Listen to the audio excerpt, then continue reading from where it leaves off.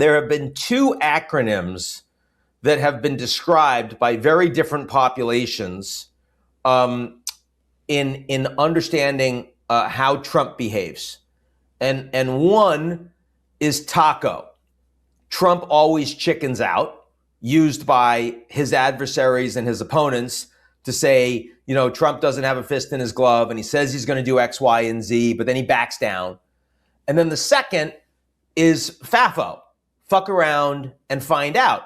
And that is Trump's supporters and members of his own administration, and sometimes Trump himself, that says, you know, you don't do what Trump wants you to do, and he's going to hurt you, and the consequences are going to be serious. And of course, the reality, like so many of these things in our very, very divided, hair on fire political environment, the reality is that both of these things exist at the same time, but they exist along a spectrum.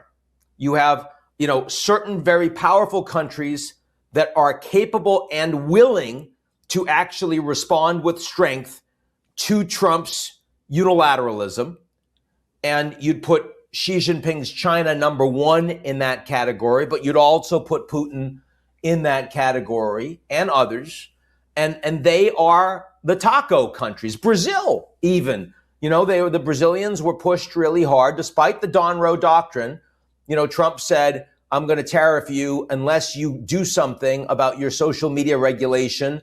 I don't like the way it's treating our companies.